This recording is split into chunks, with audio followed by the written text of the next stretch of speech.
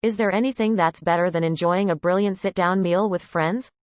There can be, and that's picking up some finger foods to eat with friends. Whether you're just a tiny bit hungry, or if you're just not feeling particularly ambitious, finger foods can be a brilliant lunch, dinner, or snack, especially when you're away from home. And finger foods don't have to be tiny, they just have to be food you eat with your fingers. Say you're out and about, sightseeing, exploring the streets, or even choosing where you're going to eat. From Lost's mysterious hatch to that shocking cutaway on The Sopranos, a great cliffhanger is unforgettable. Whether it keeps viewers engaged or makes them enraged, it's definitely a way to grab an audience's attention. You're going to want to try as much as you can in what is the inevitably short time of a vacation, right? Order some finger foods. Whether you order them as an appetizer at a sit-down restaurant, pick them up from a street vendor, or make them yourself, this is the way to go if you want to sample a variety of goodies within a cuisine. These are the finger foods you absolutely need to try before you die. Galette sauces. Galette sauces sounds super fancy, but it's really not. What it is a surprisingly delicious part of Brittany's cultural landscape. Head over to northern France, and if the season's right, you won't be able to throw a stone without hitting someone dressed in the colors of their favorite football team. Though some television shows have ended up with cliffhanger endings simply because they were cancelled too soon, many writers do their best to craft compelling season finales that pose a huge question, letting fans wait and wonder about what's in store for their favorite story. However, sometimes writers will take the cliffhanger a little too far, pulling a huge stunt only to undermine or reverse it if it no longer fits into the storyline that follows. On game day, forget about seeing anything else on TV. And if you truly want to experience all that goes along with that, you'll need to pick up Brittany's favorite game day snack, the galette sauces. So, what is it? It's essentially a pork sausage wrapped in what they call a pancake, but as Great British Chefs notes, it's not a pancake like you'd get in an American diner. It's basically a thick buckwheat crepe, and it's even better when you pick up a pint of cider to go with it. If you want to truly experience a culture, look to their sports, and their food. Chrysanthemum bread. If you happen to find yourself in Seoul and feeling a bit peckish, you're in luck, you're in the perfect place to pick up a little paper cone filled with gukwapping, or chrysanthemum bread. It's called that because it's baked in molds that make the top of each little muffin look like a flower, and they're just as good as they look, especially hot and fresh, right out of the oven. Traditionally, they're filled with a red bean paste, a little added surprise in the middle. It makes sense that shows want to maintain their audiences with shocking moments and big twists, but when it comes to some TV cliffhangers, there's simply no payoff. More recently, Mayo Korea says you might be just as likely to find some vendors who make their bread with walnuts, peanuts, or even honey. Here are just a few TV cliffhangers that left fans disappointed in their aftermath. Is it the perfect thing to snack on while you stroll through the rest of the market? Absolutely. Cassoufflé. Head off to the Netherlands, and you'll find a country who seriously knows how to make the most of a night out. Everyone knows that you get hungry after a night on the town, and there's no need to stand in line with a crowd of people at a fast food joint. Nope. Just look for an automatek, a food vending machine. Spoilers for these shows to follow. Dallas. Bobby Ewing's death was all a dream. One of the most popular dramas of the 1980s, CBS Dallas was an enormous hit. It might look like something from 1940s America, but you're not going to get just a candy bar and some chips here. They're full of delicious food, but ordering can be a bit of a challenge if you don't speak the language. Take it from us, you'll need to get a cassoufflé. A cassoufflé is basically a half circle of thin fried dough that's been filled with cheese. But after a while, the show started running out of creative juice. Taste Atlas says you're more likely to find other fillings, like ham and veggies, added to some cassoufflés these days, but if you want the traditional, night on the town, wind-down snack, opt for the original. Maruya taking that dream Caribbean cruise? Congratulations! While you're on the islands, be sure to pick up some fried bananas. There are a ton of different ways they're served, sometimes they're a side dish and sometimes they're finger foods you might pick up while you're exploring the islands, and the one must-try has got to be Maruya. If you're looking for a sweet treat you can eat without making too much of a mess, this is the dessert for you. Not long after the series dangles the question of who shot Jr. It's made with Saba bananas, and according to Casa Veneracion, this version of fried bananas is made by first slicing them into strips, then dipping them into an egg and flour batter and frying them up. Best of all, they're then coated in sugar, and everything's better when it's coated in sugar. Batata Vada. Mumbai is one of the largest cities in the world, and if you want to get a real taste for the people, you'll need to try their favorite foods. Almost 20 million can't all be wrong, and what food are we talking about? Batata vada, of course. It's basically deep-fried potato balls, but it's so much more than that. Ewing, Larry Hagman, JR's on-screen brother Bobby, Patrick Duffy, gets a big twist of his own. Inside these crunchy, crispy balls is a soft interior. And it turns out to be a huge letdown. After his character's death in a massive car accident during Dallas' 9th season, Patrick Duffy happily went on to pursue new projects. That crunchy outside is made with a chickpea batter, and that makes it a brilliant vegetarian finger food that'll give you a quick pick-me-up for wandering the streets and shops of Mumbai. But when the creative team behind the series couldn't quite figure out how to deal with his absence, they begged him to return. Their new strategy? Wipe away the entire 9th season as a dream. Ultimately, Duffy did return after a salary negotiation, only for his on-screen ex-wife to wake up and see him in the shower during the 9th season finale, which erases the entirety of the plot between his death and his return. This left audiences wondering what was really true anymore, and if any of it mattered. Ultimately, it was a cheap way to fix a character death that turned out to be a huge mistake from a creative standpoint. The Big Bang Theory, Penny and Raj's Wild Night ensemble sitcoms pair up their characters in a seemingly endless number of combinations. But on The Big Bang Theory, it's pretty clear right from the start that Leonard Hofstadter, Johnny Galecki, and Penny Kaylee Cuoco are endgame. However, one confusing cliffhanger seems, for a moment, to put that perfect pairing in peril. Penny and Leonard both date other people throughout the series during breaks in their relationship, but in the season 4 finale, Penny does something potentially unforgivable when she wakes up, in Leonard's apartment, no less, next to Raj Kunal Nayyar, one of Leonard's closest friends. According to Taste Atlas, you'll also have to try the chutney that it's served with. Does dipping your potato fritters into a sauce of coconut, garlic, and tamarind sound equal parts exotic and tasty? Yes it does. Sorry, not all finger foods need to be tried because they're delicious, some, you just need to try just so you can say that you did. Though they agree to keep their hookup a secret, they stumble out of the room, half-clothed, to see everyone else in the living room. Everyone needs some great stories to tell, and what's better than saying you ate giant larvae in the rainforest? Rainforest Cruises says that it's in Peru you'll be most likely to find suri, and you can't miss it. They're giant grubs, the larvae of the palm weevil, to be precise, that are skewered and cooked until they're crispy. Though the gang briefly discusses the issue at the beginning of season 5, Leonard seems relatively unperturbed. Since they exclusively eat the bark of the aguaje palm, that makes them slightly sweet, very greasy, and very common. They're a major food source for those living in the Amazon as they're not just common, but they're nutritious and, to those brave enough to try the admittedly gross-looking grubs, they're delicious.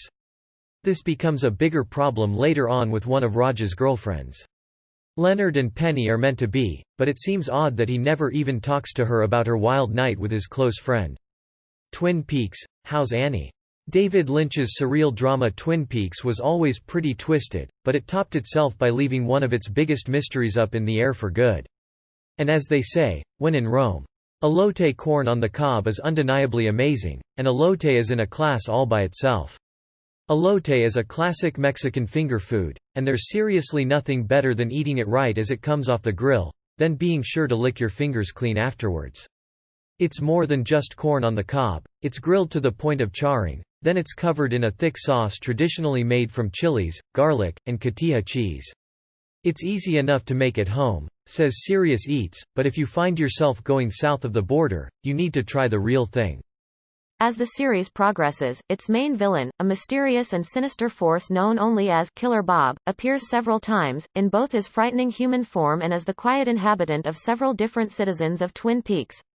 After FBI Special Agent Dale Cooper Kyle MacLachlan arrives in the quiet town to investigate the murder of Laura Palmer Cheryl Lee, he discovers that Laura's father Leland Ray Wise has been possessed by Bob, and is the one who took his own daughter's life. At the end of Twin Peaks' second season, Dale becomes Bob's newest host just as the original series draws to a close. Why? Because it's authentic, and while Americans do love their Mexican food, it's often not really Mexican, it's what Americans think Mexican cuisine is. And elote is the perfect example of tradition. It's salty, creamy, and a dash citrusy. The bottom line is, it's delicious, and it'll give you a whole new appreciation for authentic Mexican cuisine. Knish has been around for a long, long time. According to the Jewish Chronicle, it was first made in the 14th century by Jews who were fleeing France and heading to the Ukraine. Horrifyingly, he bashes his face into a mirror with Bob visible on the other side as he asks, "How's Annie?" referencing the real Dale's girlfriend. These first versions were typically made by stuffing a flour dough with a cabbage and meat dumpling, and it's changed a lot over the years, even though the general concept remains the same. And you don't even have to head to Eastern Europe to get some delicious knish, just go to New York City and, if you want the real stuff, visit the Knishery. It opened in 1910, and you can still get a delicious knish or five made in the same way Romanian immigrant Iona Schimmel made them when he started selling niches from a pushcart, though these days, they're considerably larger. Pluck a knish from the bag as you stroll down the city streets, and you're practically taking part in a long, long history. New York bagels. Sure, you've had bagels. But you haven't had truly amazing bagels until you've been to New York City, and there's just no way you can visit without having one of these delicious bready concoctions. They're the sort of thing that might ruin all other bagels for you, but at the same time, you'll think it was totally worth it. There's been a long-held belief that New York bagels are special because there's something in the water that makes them just the right mix of shiny crust and chewy inside, but according to NPR, that's not actually the case. It's actually all in the process, and New York bagel makers make the best bagels, say that 10 times fast, because they refrigerate their dough, then boil it before baking. Though Annie briefly reappears in Lynch's prequel film Fire Walk with Me, her fate as far as Dale is concerned is left in the air forever, despite the fact that Twin Peaks' story ended up continuing in a 2017 revival series. The X-Files, the end of Mulder throughout its original 9 seasons, 2 follow-up seasons, and 2 films. The X-Files rests on the strength of the chemistry and bond between Fox Mulder, David Duchovny, and Dana Scully, Gillian Anderson. That process fell by the wayside in areas more concerned about quantity and ease over quality, so if you want the real thing, the authentic bagel from the old country, you'll have to pick one up in NYC. Boyarika. It doesn't matter if you're looking for something sweet or savory, something for breakfast on the run, lunch as you're browsing an Israeli market, or a quick snack to keep you going, there's a boyarika for you. According to my Jewish learning, burekas originally came from Turkey and spread throughout North Africa and the Middle East. They're essentially a version of an empanada, and they're made by crisping dough with hot butter, or oil. Unfortunately, in an attempt to shock X-Files' considerable audience, the show threatens one of its 2 main characters as a season finale cliffhanger, only to reverse course right away. In the season 4 finale, Gethsemane, Mulder discovers potentially ironclad proof of alien life, while simultaneously discovering an enormous government cover-up. However, at the beginning and end of the episode, Scully is seen investigating a dead body in Mulder's apartment, which she then confirms is Mulder himself as the episode closes. Her partner has apparently killed himself. The best part is, there's no limit as to what these little portable pockets are filled with. Though this seems like an incredible cliffhanger in the moment, Season 5 opens with the reveal that Mulder faked his death to evade the government, lessening the incredible blow of Gethsemane and its seemingly daring ending. The Walking Dead, Negan's big threat. By the time AMC's massively popular series The Walking Dead reached its 6th season, it had pulled off some of television's very best twists. But as happens to so many long-running shows, it hit a point where all of its main characters felt more or less invincible. You might find some filled with sweet fruits, some savory ground beef varieties, or some packed with veggies and potatoes. When you pick up a couple of these to get you through until it's time to sit down for a full meal, you're actually munching on a snack that's been around for ages, and it's been an important part of Jewish ritual. Since the 16th century, it's been part of the Sabbath meals for Iberian Jews, and that's exactly why you need to try one. The show takes a literal big swing in its season 6 finale, Last Day on Earth, which ultimately fizzled with fans, who found the cliffhanger downright insulting after years of investment in the show. As the episode draws to a close, it introduces one of the show's biggest villains, the violent Negan, Jeffrey Dean Morgan. Or a few real buffalo wings. Sure, you can get buffalo wings at Buffalo Wild Wings, or any one of a number of pizza places across the country.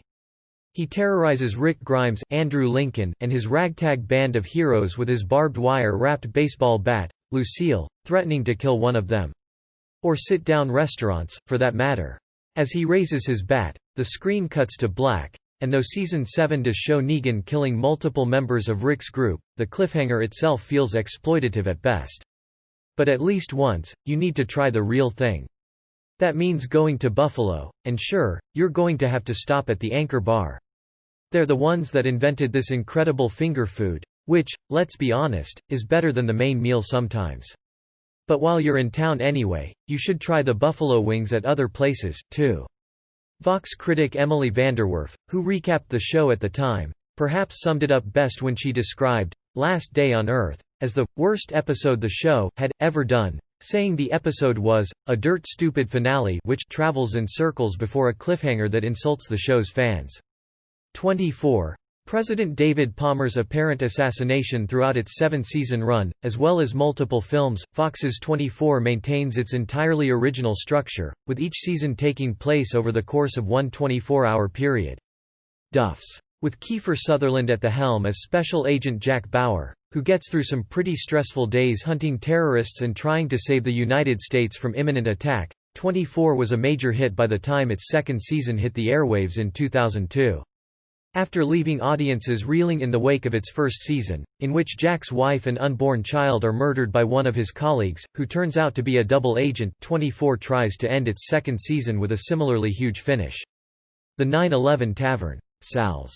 Doc Sullivan's. As the season closes, beloved President David Palmer, Dennis Haysbert, is giving a victorious speech, when an assassin hired to kill him shakes his hand, poisoning him. Gabriel's Gate. Though it seems like the end for President Palmer, he's fine by the time Season 3 opens, disappointing fans who loved 24's willingness to take risks. Killing Eve. Killing Eve, masterminded by Phoebe Waller-Bridge, the creative genius behind Fleabag. BBC's Killing Eve was a hit right out of the gate when it premiered in 2018, featuring powerhouse actresses Sandra Oh and Jodie Comer in roles that quickly earned them international acclaim.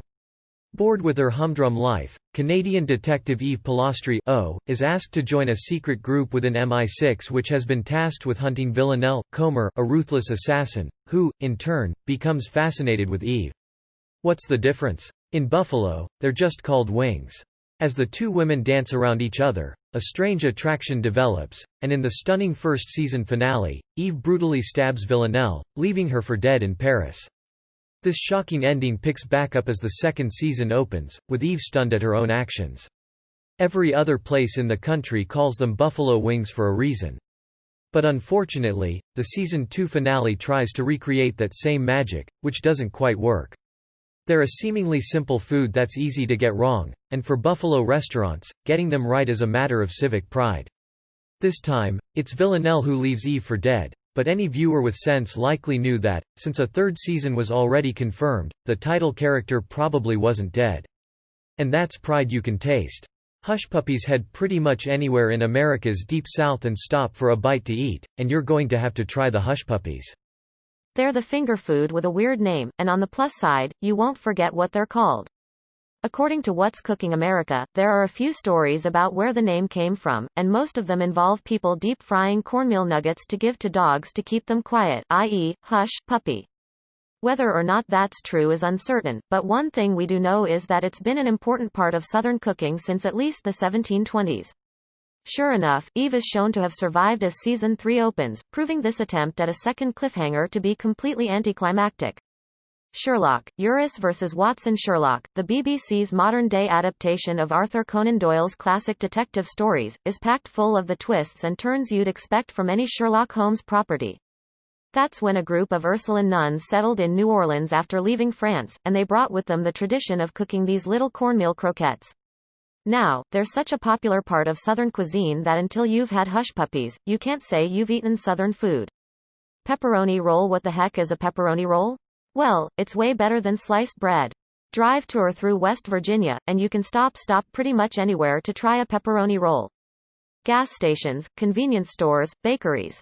With Benedict Cumberbatch and Martin Freeman at the helm as Holmes and Doctor, they all have their version of this favorite state food, and once you have one, you'll never pass through the state without stopping again.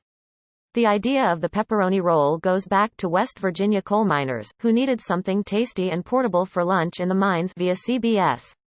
Italian immigrants decided to bake pepperoni into the center of their rolls, and it doesn't matter if it's a whole stick or a stack of slices, the result is shockingly good. The juices from the pepperoni bake into the bread as it cooks, essentially flavoring the roll with a spicy oil. John Watson, respectively, it initially blew audiences away.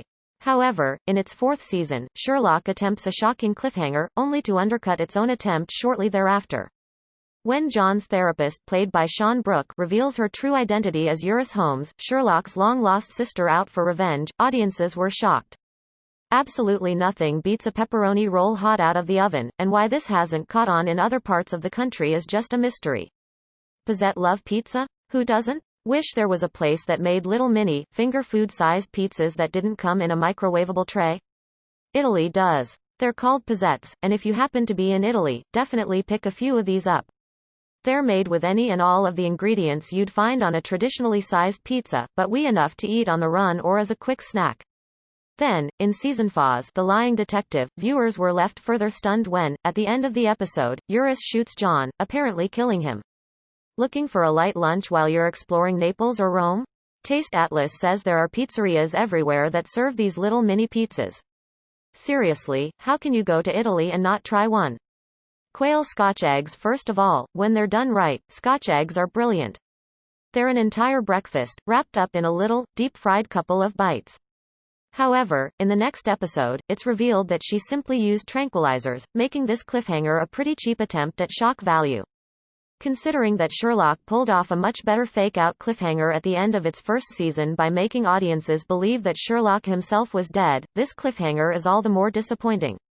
True Detective, a main character meets a gruesome end after a stunning first season featuring Woody Harrelson and Matthew McConaughey. HBO's anthology series True Detective returned for its sophomore season in 2015, but unfortunately, the magic of the first season was long gone.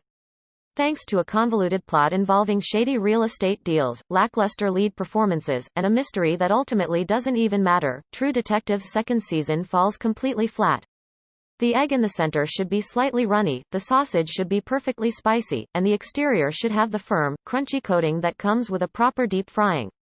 They're a must to try if you're visiting the UK, but we're going to go one step further and say that you're also going to have to try Scotch eggs made with quail eggs. Why? Quail eggs have a few things going for them. They're smaller than chicken eggs, so if it's finger foods you're after, these delicate eggs are more of a single bite sort of thing. This isn't helped by a particularly irritating cliffhanger early in the season. While Colin Farrell's detective Ray Velcoro searches an apparently empty house looking for evidence for a murder investigation, a masked assailant shoots him at point-blank range. Thus ends the season's second episode, Night Finds You.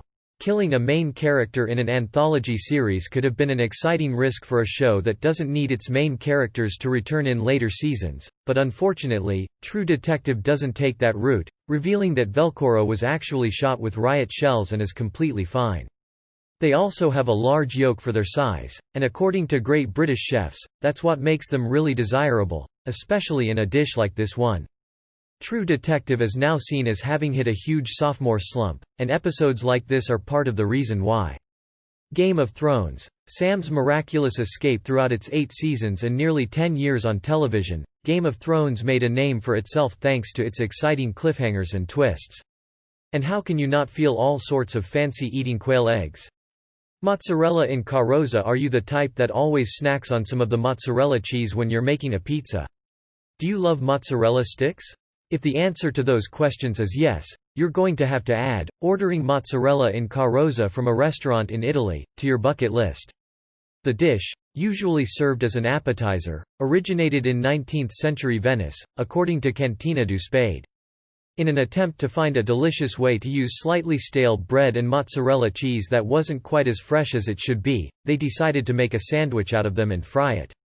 Whether it was brutally murdering its main characters, reviving them from the dead, or depicting the birth of mythical dragons, it got people talking.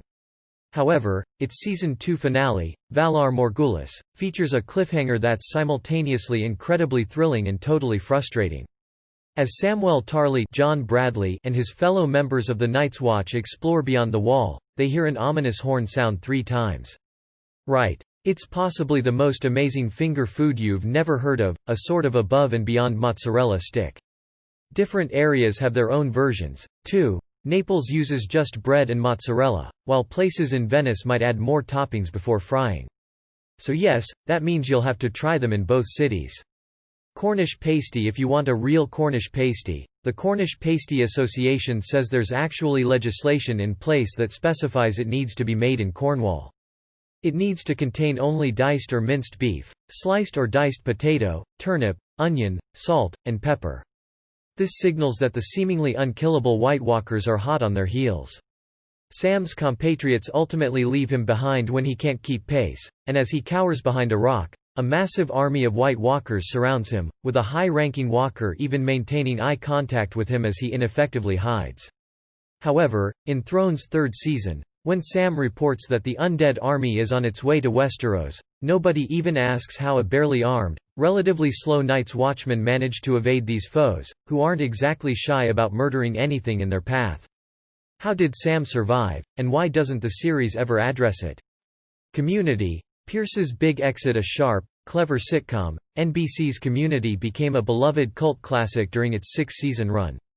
But ultimately, one of its most troubled stars caused issues that became infamous both on and off screen. From the show's inception, Saturday Night Live and Family Vacation legend Chevy Chase starred as Pierce Hawthorne, a bored millionaire who enrolls in Greendale Community College as a joke. A callous, abrasive, and often offensive personality, Pierce often causes issues with his classmates. Otherwise, it's not an actual Cornish pasty, and really, there's no need to mess with perfection.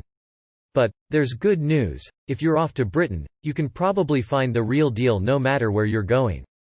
Cornish bakers send their delicious meat-filled pastry pockets all over, so they're pretty easy to find.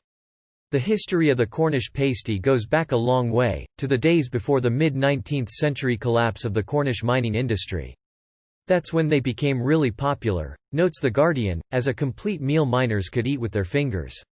That thick pastry edge, still thick and crimped in today's pasties, had a very practical purpose. Miners could hold the pastry by the end, and keep the rest of their meal free of dirt and dust. How often do you get to try a finger food that's a full meal on the go? Samosas. If you happen to be anywhere in India or Asia and see samosas on the menu, definitely order them, but you might want to ask what's in them first, because there's no real standard for fillings. These neat little triangles, tightly packed, folded, and fried, can contain pretty much anything. They're incredibly popular now, but when you try some of these packets of deep-fried goodness, know that you're snacking on something that Quartz says was blessed and beloved by Indian royalty, and deemed a fitting and appropriate snack food for the king. Looking for a quick and portable snack as you explore? Hoping to sit down with some friends and catch up over a drink or few and some snacks? Maybe you're there on business or to study, and you're looking for something to munch on that's not going to make a mess. That's the samosa. It has been for generations and will continue to be, so you'd better be able to say you're a part of the tradition. Satay skewers. Out and about in Southeast Asia, looking for something to eat, but don't have a place to wash your hands? Pick up some satay skewers. They're the finger food you don't even have to touch. Like the name suggests, satay skewers are essentially chunks of meat that have been marinated, skewered, and grilled. They're served still on the stick, and if that sounds delicious, it gets better. They usually come with a peanut sauce that's nothing short of amazing. According to Grapes and Grains, it's been around for a long time. The idea of satay originated on the island of Java, and depending on where you are, there are different versions. Sample the lemongrass and ginger satay of Malaysia, the coconut-flavored Thai satay, and if you're not going that far, try some in the Netherlands. Off-screen, Chase reportedly antagonized his co-stars as well. At the end of the second season, Pierce abandons the Greendale study group, leaving them shocked. But clearly, NBC wasn't ready to get rid of the show's biggest star at the time. Because of the long-standing colonial relationship between the Netherlands and Indonesia, you can get a passably authentic version there, too, and don't skimp on the sauce. Chico roll. Anyone who's been to Australia knows that even though Outback Steakhouse loves to pretend it's serving up authentic Australian cuisine, they're really not. And that's a shame, because the Chico roll is one truly authentic dish that would fit right in on their menu. You'll have to go there to try it, though, and it's a weird thing. Just who invented and first served this up is debated, but today, you can pick up these deep-fried rolls almost anywhere in Australia. As a result, Pierce immediately asks to rejoin the group as the third season opens. They're affectionately described as a sort of mystery meat egg roll, even though they're not that much of a mystery. Most are filled with mutton, cabbage, barley, rice, carrots, celery, and some spices. SBS says that the very essence of the Chico roll is this: chilling on the beach and rolling up to a kiosk to pick one up before you continue on your oceanside ramble. Ultimately, his time on the show came to an end sooner rather than later anyway. Chase left the show as a series regular after the 4th season, following problems on set. Why would you ever go to Australia and not do that? Chocolate-covered onions. There's really only one place you're going to be able to get this one, and while there might be a reason for that, you still need to try one. Why? Because, you know that face you made when you read, chocolate-covered onions. Imagine the looks you'll get when you tell people you tried one. You'll have to go to the Muller Chocolate Co. in Philadelphia, and hey, if you want a snack that's not going to fill you up before you hit up a place for a real Philly cheesesteak, how about a chocolate-covered onion? And yes, the whole idea came about as a joke. A local comedian once asked them to make a bouquet of these very questionable treats for the opening gag of his TV show. Admit it. In the end, Pierce gets his way after all. You're kind of curious now, aren't you? Mofo sake. If you're the type that goes for the ultra-exotic vacations, maybe you'll be heading off to Madagascar at some point. If you do, then you'll need to try their mofo sake, which translates to spicy bread. And that's pretty much what it is: little nuggets of tomatoes, green, and spices, mixed into a batter then deep-fried. And if you like that, you'll like the other kinds of mofo they have, too. According to Spicing Your Life, there's also types like the sweet mofo gassi, and the mofo liasoa, which contains cabbage as one of the main ingredients. Bonus. It's super easy to make once you get home, too, as long as you have a deep fryer. What better way to regale friends and family with tales of your trip to Madagascar than to serve them up some authentic finger foods to try while you chat? Frybread. Some foods aren't just foods, they're an invaluable part of a culture's history and identity. For the Navajo, that's exactly what frybread is. At a glance, it looks like unsweetened fried dough, not unlike the kind you might get at a carnival or fair anywhere across the states.